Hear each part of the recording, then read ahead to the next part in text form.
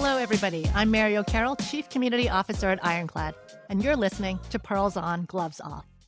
Today, our guest is Anna Richards.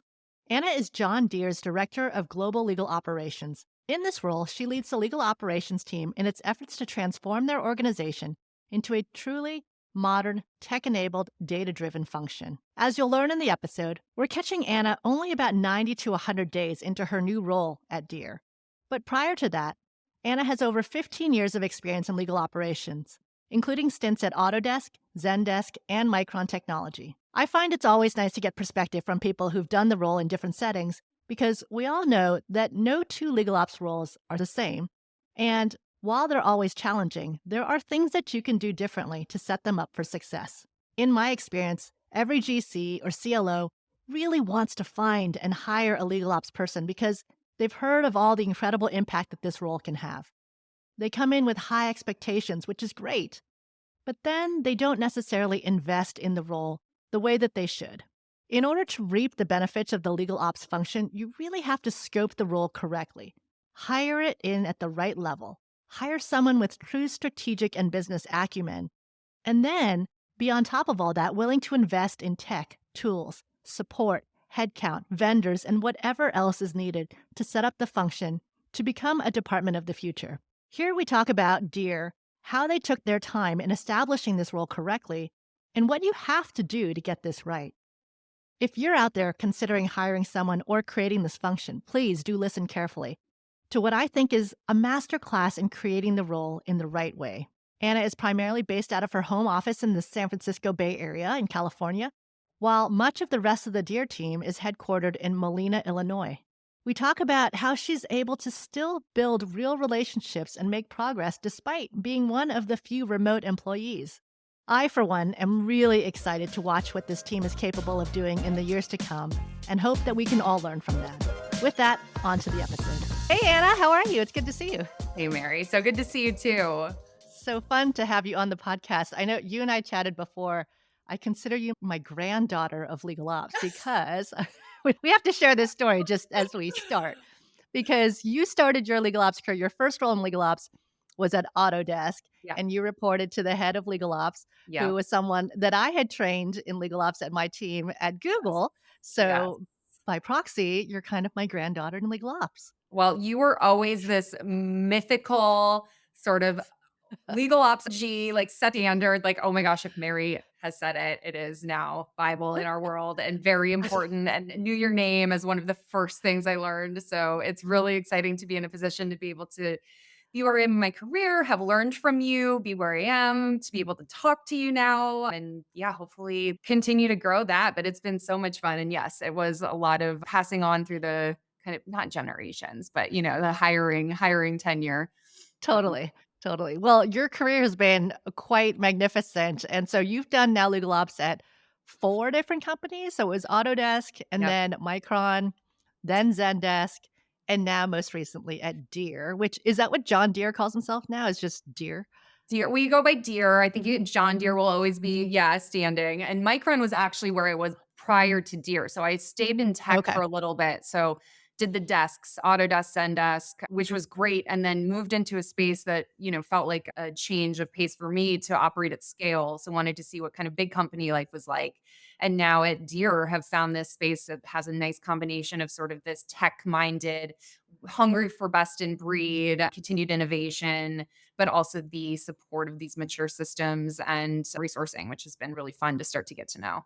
Yeah. And Deere is just another one. I feel like we've had this series of sort of old school companies that have Mhm. reinvented themselves. And, I always say every company nowadays is a tech company. Yeah. Deere, we all think of like agricultural equipment, but I Yeah. think it's come a long way since then, right?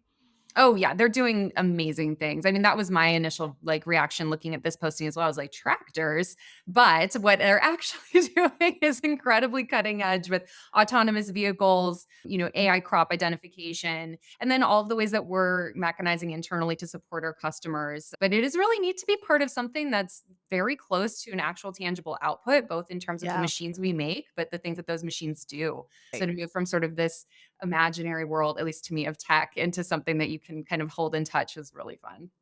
And what's been so cool in seeing companies like yours, though, is that because they're modernizing their products and services, they're Mhm. realizing that the entire company, which oftentimes is like 100 or plus years old, they've got to modernize their internal operations and such. And of course, legal is one of those areas that needs to be disrupted and modernized. And as you know, I was speaking with the Deere legal team quite a bit before they created this role and helping them scope it. And I was really excited when they landed on you, and you obviously started there recently.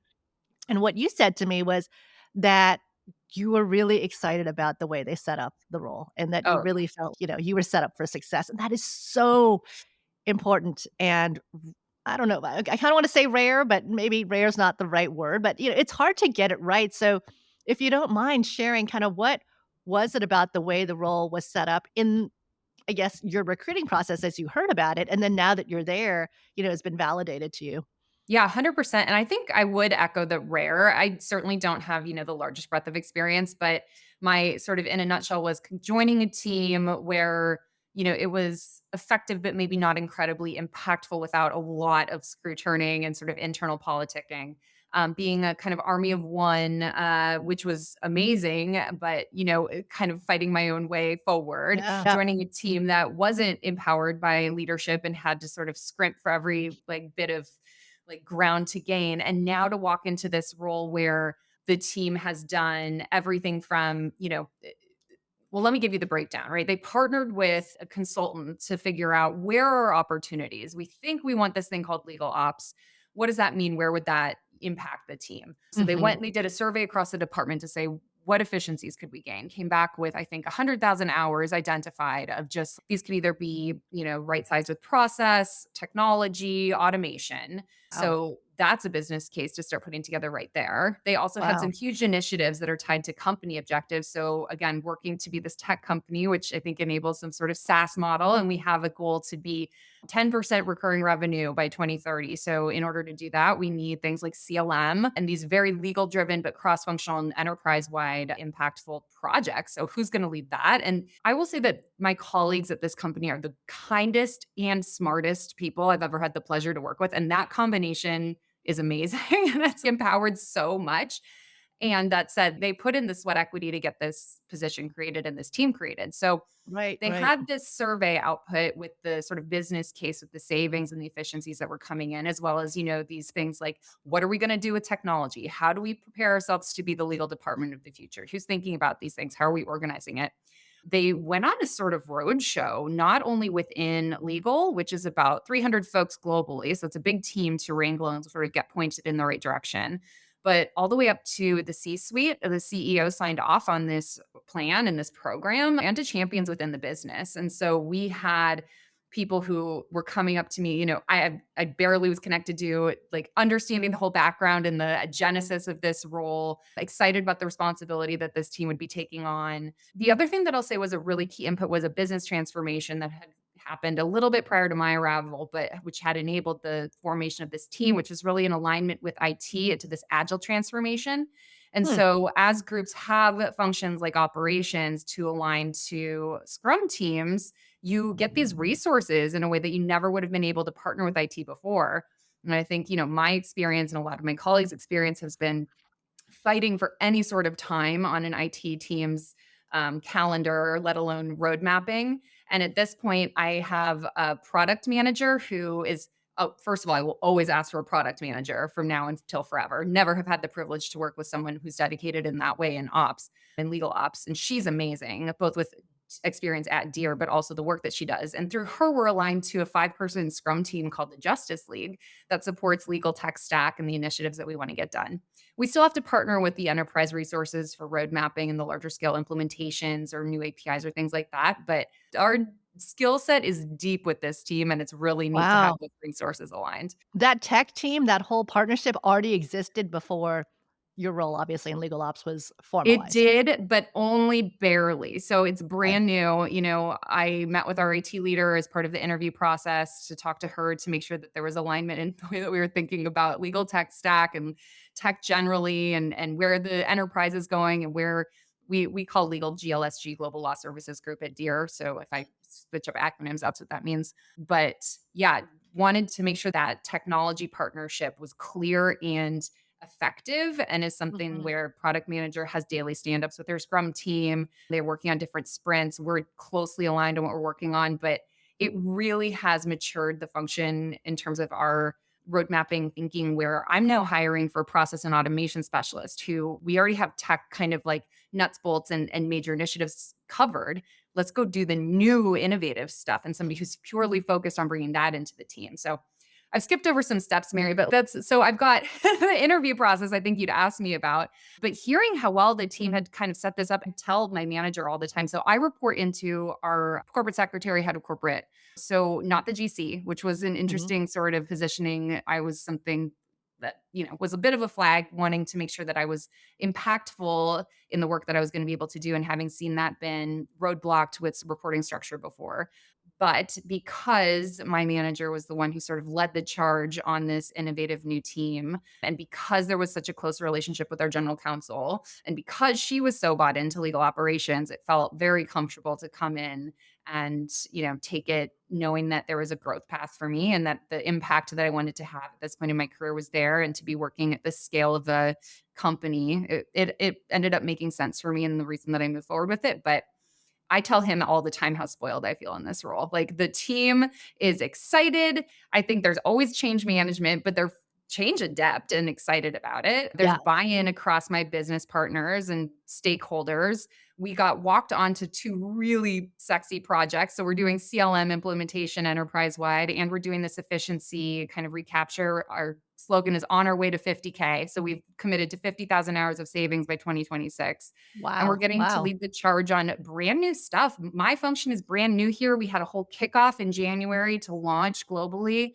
I told you we have our product manager who's here. She sits in Moline, so she's a visible presence for the team, which is great. I'm working from San Francisco, well, Sausalito, but San Francisco area. My other team member at the moment is our kind of data and metrics guru who's in charge of all of our dashboarding. I've just made a hire for an outside counsel strategy and spend manager. So that'll be a new function to bring into the team, which they are like drooling for. And I think I'm super excited because that's going to be a role that not only informs how our partnerships go with our kind of like biggest levers to pull with spend, but really talks about how are we going to move work through the department? How are we thinking about our ALSPs? How are we thinking about roles and responsibilities internally? Who does what, when, why?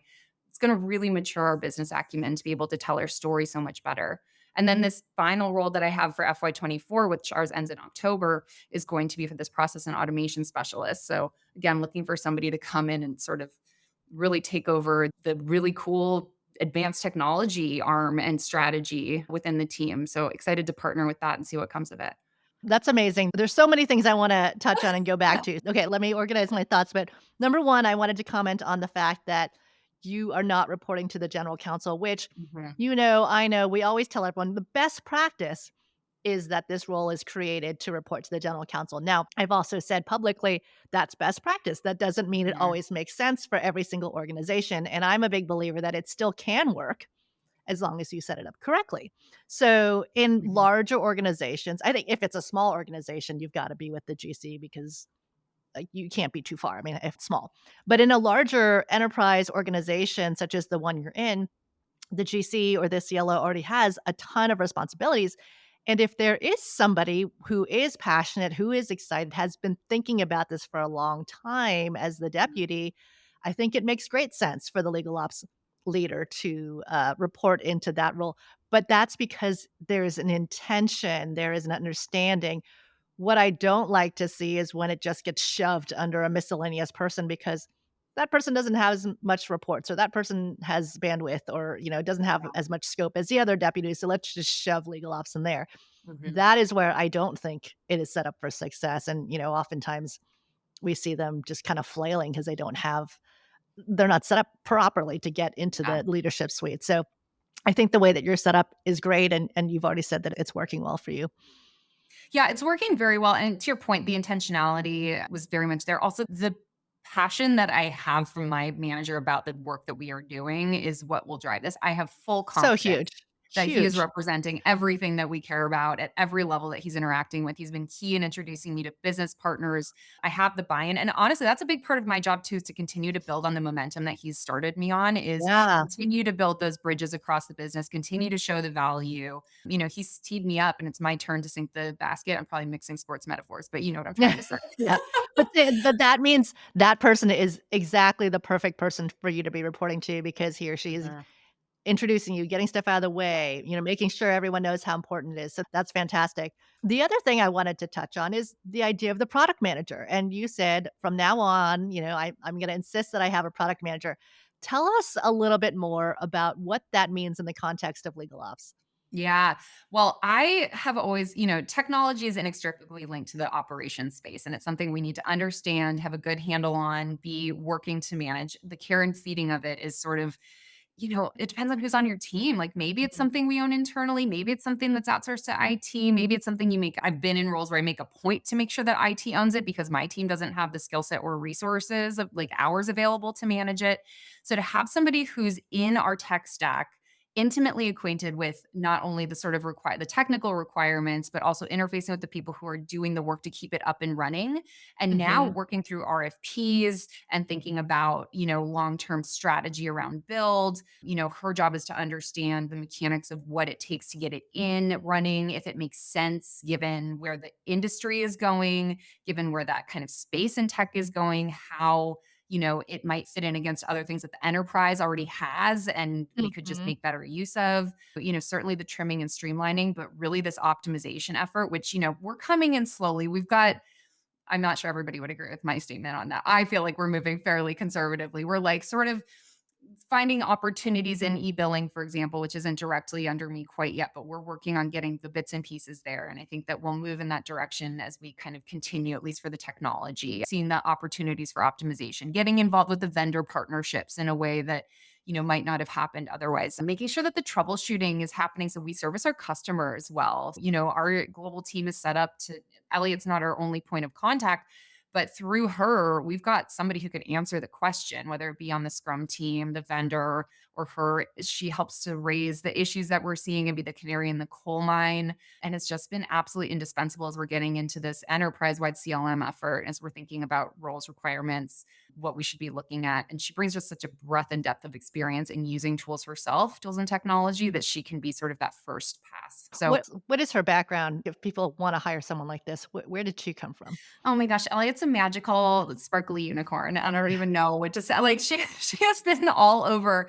and everything from like sort of customer service to IT to like different kind of roles within Deere, particularly. I think people move around in Deere they can be for their whole career. Yeah. But she has a background in like film and some of the more kind of creative work. And I'm gonna butcher it when she listens to this. She's gonna be like, you totally left things out. But yeah, so I'm But not legal. I mean, that's not legal. This the is her key first is yeah, standing job in legal, which is interesting and worth calling out. So it's yeah, really the adeptness, the attitude, and she comes with just such a deep skill set in all of our kind of enterprise tools and suites, and then knows how agile methodology works and partners very well with our Scrum team. So that's a right, right. huge asset as well.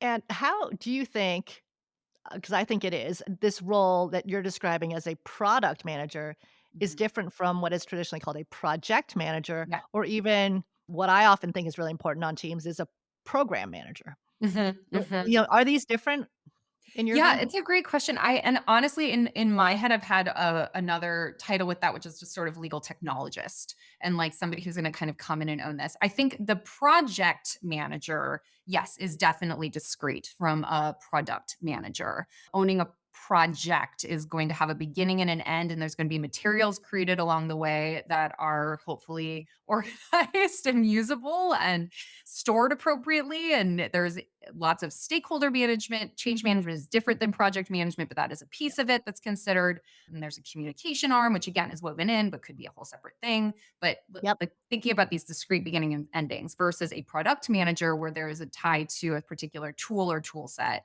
where it's about how do we bring in the right thing, make sure that it continues to be the right thing, optimize it for what we have, understand the use cases, know when to say no. A big part of what we're facing right now is the Frankensteining we've done of our own technologies. So So now it's Mm, something that vendors can't even support us with, where, we've customized it too much. So when it breaks, it's on us, and which is not a good space to be, especially with yeah. best practices with our, IT counterparts. So working to make sure there's alignment across the business.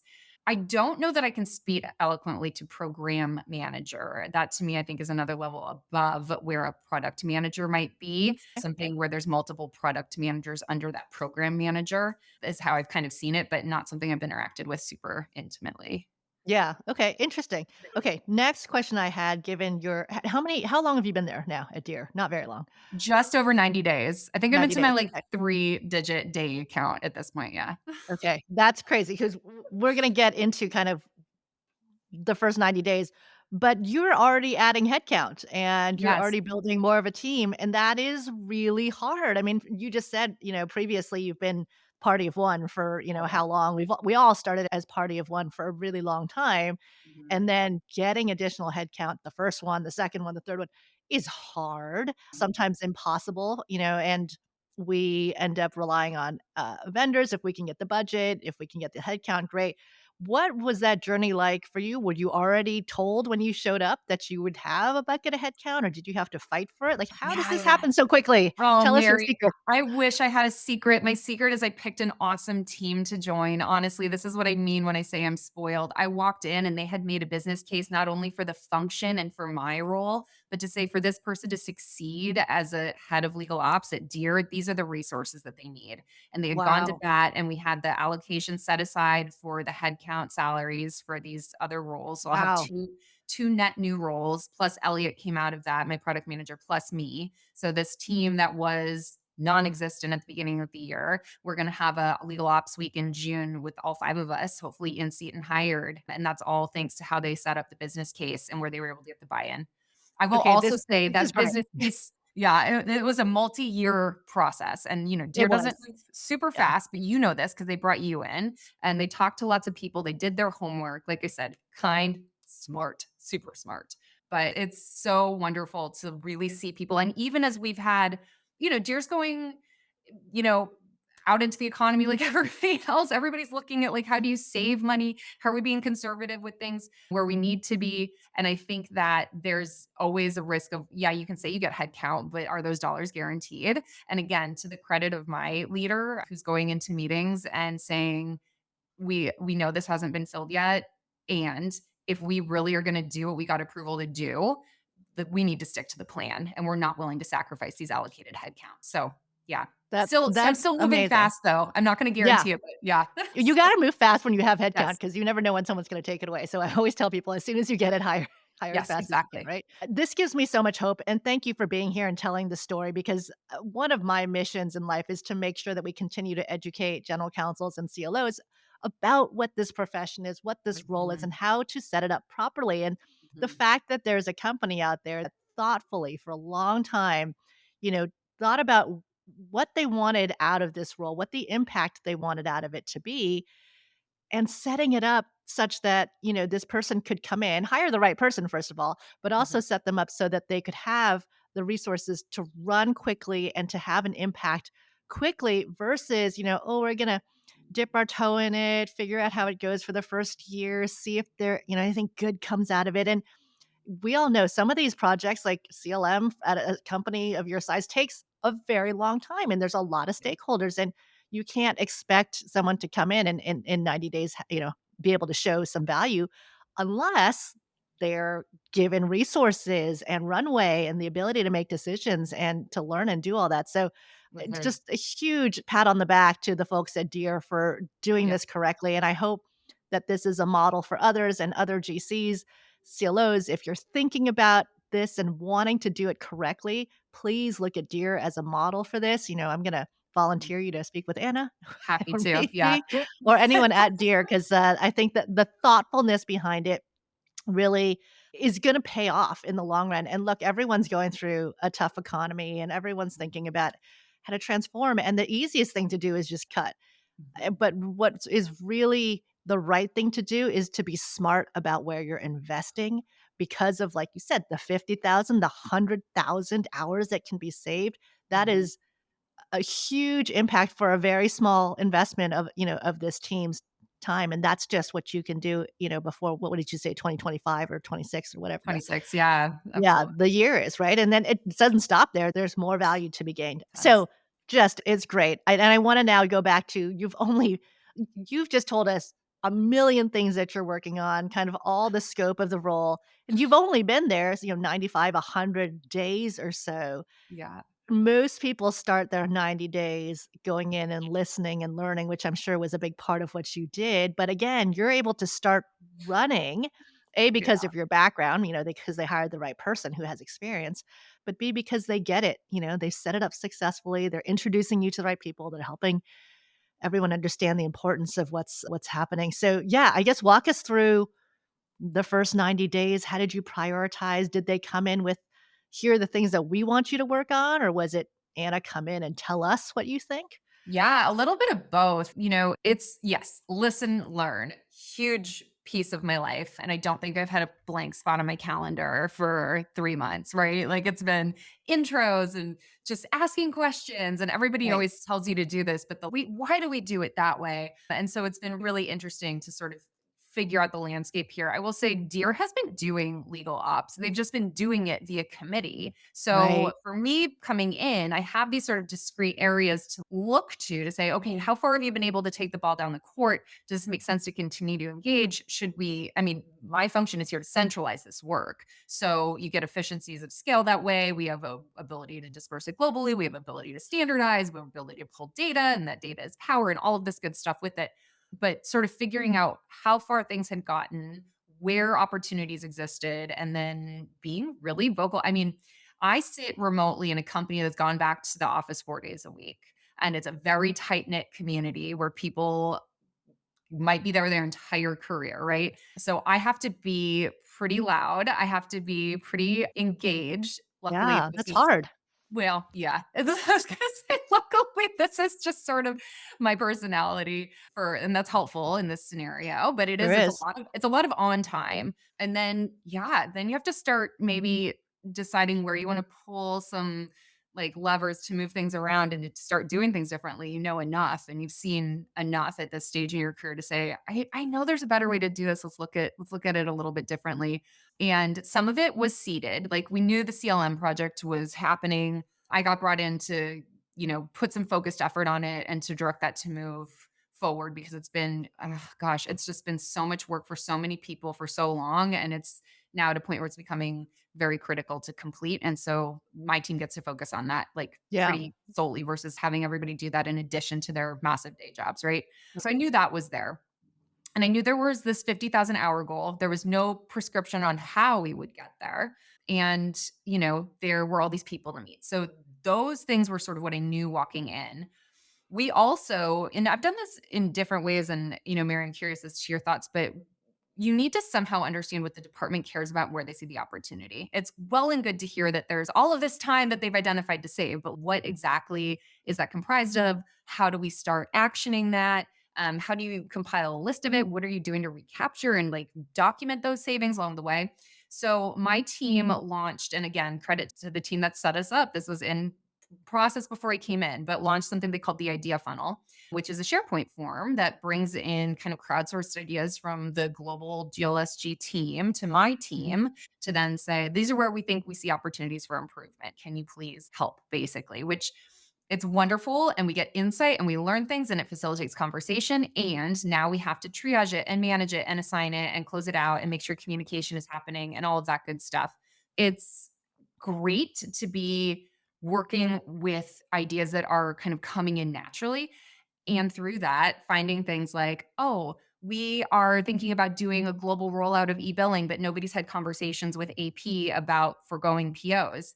I'm going to volunteer really hard for that because I think it's super important and would add a lot of value to the way that people do work in our systems. Yeah. Finding those things, identifying our priorities, in addition to the kind of big rocks I knew we had to move on, has been a lot of juggling. We set our OKRs, my team, for the first, they do it quarterly here. I set mine for the next two because we needed a little bit more runway on the stuff that's in flight. And then we're working through the quick wins. And honestly, that's what this next couple hires are going to get us moving on is show the value. I know it's only been 100 days. And I mean this in a great way. It feels much longer than that. And I am very acutely aware of the need to start demonstrating value. Like, what's in it for me? We heard all this hoopla and we've met you, and apparently we're investing in growing your team. So, like, how is this impacting me in a real way? And, the money and the technology are generally the places that you follow to find the like impactful items, at least for like shorter term, probably generally. But yeah, so my spend manager and my process and automation catalyst will augment the work my other team and myself are already doing to start showing the value quickly. But working through our kind of seeded team suggestions, finding our own along the way that I'm making the case to put on our kind of big rock bucket and then the big chunky OKRs around CLM, enterprise support, hiring. We're also doing a lot of work with AI and advanced technology internally. We don't use like external stuff. We have our own. We have Deere AI, and we have a team internally that's running sort of the AI ideation and application work stream for the company. And so that is very much top of mind, something the team is very curious about. So facilitating workshops around that too. Oh, I guess the other thing I would mention and just get on the soapbox about this, you can do all this. And again, I sit remote. I'm not like in the office with people. It maybe doesn't touch everybody's day to day. So how the heck are they going to know what we're doing? We have to tell them. And so coming up with some sort of communication mechanism has been huge. I came up with 2 that we're using for my team. It's pretty simple. I have an allergic reaction to newsletters. Again, it's just, an intake system. You now have to deal with it and keep it updated and maybe people look at it or not. So you want to be careful about what you commit to, but we have an executive summary slide that we send out that's just sort of the quick hits of information, and we do one for CLM, so we have a project update slide, and then we have a team update slide that shows like this is what's ops been up to. This is where we're going in terms of our savings. These are some of the ideas we have. This is how you can get in touch with us. This is our SharePoint page. We built our SharePoint page too. That was another thing for the communications mechanism. So people know where to find us. They know what's going on. We're sending that out. We're establishing our brand.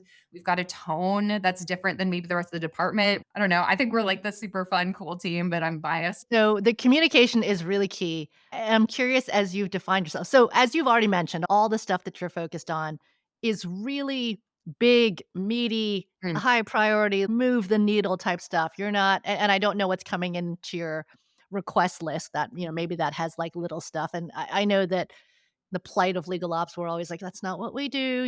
We're trying to work up here. We're of trying to be course. more bigger impact projects. Mm, When you have written up your communications of here's our exec summary, here's the stuff we do work on, here's when to get in touch with us, are you consciously kind of putting that out there of we're here to solve big meaty problems? We're not just, how I always say the back office to the back office.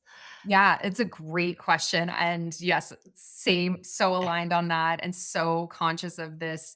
We're not administrative. We're not sort of Yes. like we're skilled strategic partners with Yes. the team. And yeah, that's 100% in mind with the way that we're communicating out. The things that we're highlighting are the highly strategic objectives. Again, I'm walking onto a team that is so excited to have this partnership at this level. This morning we had a strategic team meeting, with the standing strategy team. We have a new CLO who just started, and we're going to Okay. have a meeting to present with her, and I'm leading that. So I'm taking over the strategy team, which is their conscious effort to position legal operations in a way that is going to feed the vision that we have for where this department is going with the team. So that's really, again, that just speaks to the type of people that I've hitched my wagon to, which I'm feeling very happy about. But Yeah, that's so good. It's so good. yeah. In the comms, making sure that those are highlighted. And also, it's good to have this little bit outside in perspective. It's not that I assume everybody knows what legal ops is, but once you have your title and your people in place and you've sort of done your announcement, you sort of think people get it. And we really need to do a definition of this is Anna, this is her job title, this is the things she's responsible for, and these are the Mm. roles. And for my whole team, I'm building that as a deck as part of it's nice to kind of have the timing with the new CLO right now. I've got enough to be dangerous and I know the questions that are coming in and she's going to like her getting onboarded is going to prompt me to do some of this good hygienic get your team's roles responsibilities and leveling defined. So Yes. that'll be a piece of it that'll be up front and center on our SharePoint page when it's there. That's so important. I mean, I always say define yourself before they define you for you. Mm, It's, you don't want them to tell you what they expect from your team. Your situation sounds great. Now there's your whole team that's brand new. yeah. You've got a CLO who's brand new. You've got this big, loud I don't know what you would call it, goal that's, save 50,000 man hours. Mhm. These are really exciting things for someone like you or me who really loves change and transformation. These are very terrifying things for someone who's been in role for, let's say, 20 years. I guess the tough question is, it sounds like you've walked into a perfect, utopia for legal ops, but I think every situation in legal ops is really hard, is really Yeah. challenging. And, a company like Deere probably has attorneys who have been in role for 20 plus years and are happy in the way that they do things. Is any of this threatening to folks? I'm sure the Mhm. answer is yes, but I would like to hear that from you. And, is there resistance, pushback, or is everyone really that happy and excited to see change? If someone comes and tells you they're going to save 50,000 man hours, I mean, that begs the question of either, great, what fun work do we get to do when we free up all our time? Or does that mean cutbacks, right? Totally. Yeah, totally. Well, I'm sure it's not quite as utopian as the picture I'm painting. This is again, I think, a personality trait in Well, no, addition to I it think also being you're walking into an amazing setup, I but agree. the job is never gonna be easy. I mean, you can be set up for success, it's still gonna be hard. Totally, still hard. Oh, yeah, and that don't mistake my enthusiasm and positivity for it being easy. By no Yeah, means am I saying yeah. that. And, to your point, yeah, change is hard and scary, always. I have put my foot in it a couple times already, actually, and what I'm finding is that, at least in terms of how I've been interacting with people, this culture, one, it's not like the tech world where they pull the lever of layoffs every single time headwinds Mm, happen. So that I think is mhm, just an underlying sort of difference. And, two, people really will listen to you. And if you can explain why you're doing something and you're willing to sort of take the time to break it down and to share transparently like the reasoning, it has gone miles for me. I think there was an assumption on my end that roles and responsibilities were understood at offset of a project, and they understood their roles to be much more in the decision making seat than I did. And so when I made a decision without consulting them, it was something that I think was hard to understand. Like, why have you come in and why wasn't I consulted? And, I'm going to escalate this. It's all coming from a place of I clearly care about this, right? And so I want to yeah, have a say in it. And, you know, I also care about it. And the scope of my role is to action on this item. And so it's just been a lot of face to face, like talking, explaining, like making sure that I can justify why I'm doing what I'm doing. And then learning from that and commitment to applying those learnings, right? Like, never again will I assume that roles and responsibilities are clear mid flight on a project. That's something to make sure that we're checking and talking to yeah, people about. There are things that we can proactively get ahead on. There's preciseness in language that I can use that, if I'm just kind of speaking casually, which is much more the way that I interact with people, gets misinterpreted. And I need to be, it's not just people not liking me, it's people who want to make sure that they're clear on what we're talking about. And so, right, for right. me, it's as the sort of speaker and share of information is to make sure that's presented in a way that can be well received and digested. It's headwinds, but it's not headwinds that I've experienced in other roles where it's been like, we are actively going to resist interacting Right, with you yep, and become a barrier to your forward momentum. I'm yeah, sure there are people like that. I have not yet encountered them in this role. And I feel so supported by the right people, meaning those that I need in order to move the important things that I see as our opportunities forward, that I'm willing to have all the hard conversations all day. I think that's a huge part of being a leader, especially in a yeah. kind of change oriented function. And again, back to the if we need to just make sure that the buy-in's there and that we know why we're doing it. Just standing behind your decisions at the end of the day with that piece. Yeah, and change leadership, I'm trying to call it more instead of change management because I think it really is about more change leadership, Oh, I and love that. being a change agent is hard enough. So much of it is building relationships, building trust, getting to know people, Mhm. getting aligned with them, influencing them, and that is hard to do remotely. I believe that your role when it was created was meant to be in person in Molina, right? I think. I I think so, and then I think that they didn't quite find what they needed. It is a Yeah, new function for Deere. yep, They people move around in the company, which is awesome. I've heard companies talk about, "Oh, yeah, people come here and you can do all the things you ever dreamed of within the company." Like, people really do lead all kinds of different professional yeah, lives at Deere, and I think that this was such a specific kind of, like, expertise that was required. They expanded it out to be, Yeah. yeah, much more broad reaching. So I am an Which anomaly in my remoteness. Yeah, which is great, and, I always tell people when they're applying for roles, if you see a perfect role and it says it's in a geography, apply anyway because Yeah. every manager is gonna want to hire the right person, and if the right person isn't here, you're still gonna prefer them over, the second best that is local, so that is point 1, like, you can make it happen, but it's also, I think, another challenge, and, you touched on it already, you have a personality that, you connect with people really well, you're gonna be extroverted and out there and building those relationships, whether it's remote or in person. I think it is harder to do it remote, Mhm. than to build those relationships from seeing someone in the hallway and having coffee with them. Are you traveling a lot in your first 90 days? Have you spent a lot of time in person, or are you able to do a lot of this relationship building over Zoom? Yeah, it's a great question. And honestly, it was a huge part of the interview process. I think that the team, you know, was nervous about bringing someone in, especially a leader in, especially for a new function in for someone Yeah. that wasn't sitting there. I know that I'm missing out on some of the like coffee talk and the lunches. Yeah, I do travel. I have been out 3 times. I mean, I think one was for we'll count it as the interview. So 2 weeks essentially Okay. in my first 90 days. And then we have more travel coming up. I think I would be out there more if we weren't in a little bit of a T&E sort of reduction effort right now. That was the plan when I'd sort of signed on. And I think it's working the way that we're doing it. I also am privileged to have, people on the ground that, Elliot is sitting there, my product manager in meetings being like, all right, the tone of the room when this demo happened was this and things that I can't see. It's partnership within the team of this mixed geography. But the culture is also interesting insofar as, when you get into meeting rooms and you're the only remote person and it's really difficult to be heard Yeah. or to hear anything because there's so much clamor. Yeah.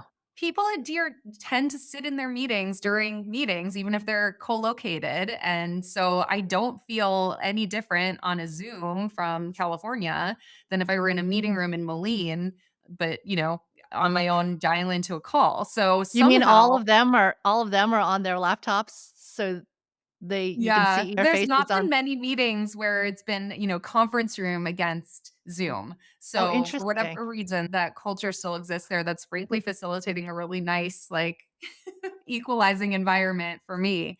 And yeah, when I'm on site, all I'm doing is talking to people. It's really hard to get work done during those weeks when I'm No, there. that is work, that That is is. work and the most important kind. And then, yeah, taking, I'm getting to a point where it needs to be like, what does sustainability look like? Because you can't just say yes to everything all the time, especially, I joke that I work Midwest farmers hours now. Like I have 5 a.m. meetings all the time at this point, which is, we're going to start being a little more selective about that. And it's just like part of what I signed up for to an extent, but needing to know at first it's say yes to everything, meet everybody, ask who else you can meet, fill your funnel. And now it's like, where do I need to be really focused and intentional about the time that I have both on site as well as, meetings or even the sort of like casual catch up, like virtual Zooms Mhm. people still do and is well received.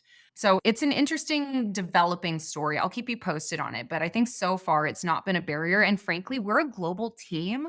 We work with people everywhere. Everybody is on their laptop. I view it as sort of this unofficial responsibility of mine in this role to show that virtual and remote work can be completely fine and functional at Yeah. all levels of the organization. So I'm really sensitive to the global minded piece of our department. No matter how big it is, it's still very like US centric. And it's hard to be outside of the headquarters. So let's try and be Yeah. inclusive with everyone.